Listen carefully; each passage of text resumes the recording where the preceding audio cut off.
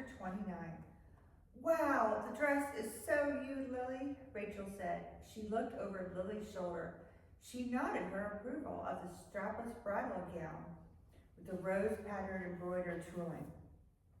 Lily's favorite gown so far presented itself on the open page of the latest issue of Modern Bride. Lily jumped out of her seat at the sorority house at the sound of Rachel's voice. She looked up at the sole sorority sisters whose height matched her own.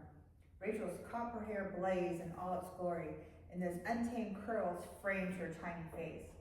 Rachel, a younger Nicole Kidman, boasted the palest ivory complexion, save for the tiniest freckles sprinkled across her pug little nose.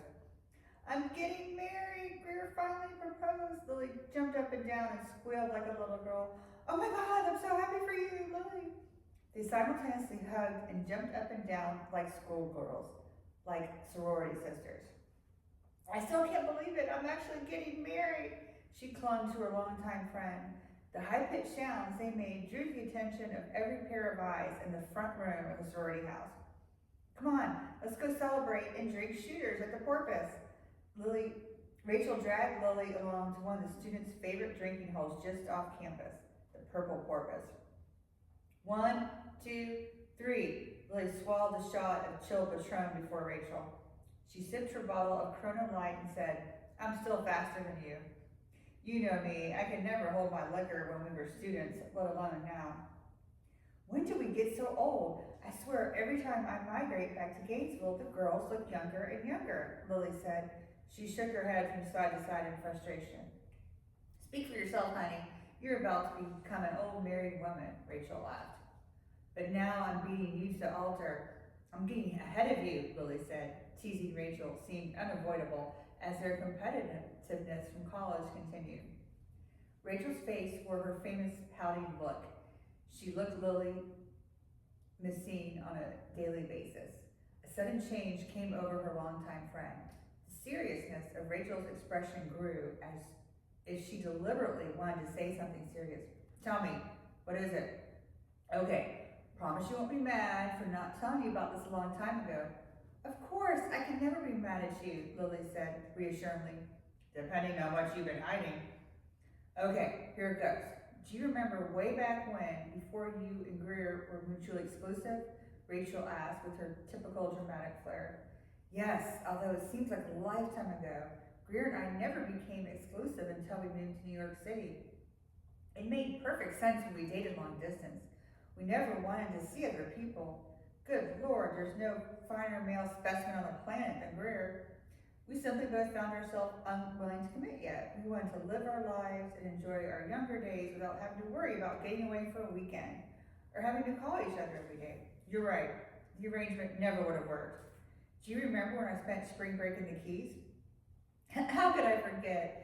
You went with boy toy number 2 before you even dumped boy toy number 1. Lily couldn't resist teasing Rachel about her insatiable taste for younger men. "At least now some of your playdates can legally order wine when they take you out to dinner." "Oh, be quiet. This is important, so listen up. During our trip to the Florida Keys, Blaine decided we should go down to Key West one evening, and I saw Grier," Rachel said. "What? Let me finish." Rachel held up her hand to signal stop. "I don't think Grier noticed me, but apparently he did. Only I didn't discover it right away. Grier followed us back to our rental car and practically leapt out in front of us. He said he thought he recognized me earlier, but didn't have the chance to come over and confirm my presence. Give me a break." I remember thinking, how many people on the planet have this color hair? Rachel pointed to her curly copper locks. Although he appeared to be alone when I saw him sitting at the bar, his face looked riddled with guilt. Besides you, of course, I represented the last person on earth he expected to cross paths with in Key West. He never did mention what exactly brought him to the Keys. I assumed he possessed some little tart on the side, some hussy too embarrassing to be seen with the public. Anyway, he begged me not to tell you. I saw him down there. Besides, I knew you were dating that computer geek, who, by the way, proved so not the right guy for you, Lily, but I digress.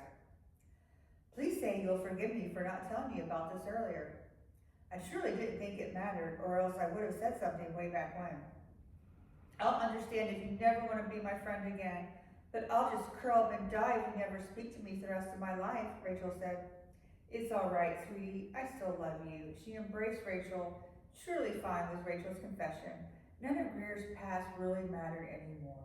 She only cared about the future and her life with Grier. Lilly held complete control over the situation and could handle it like a mature adult.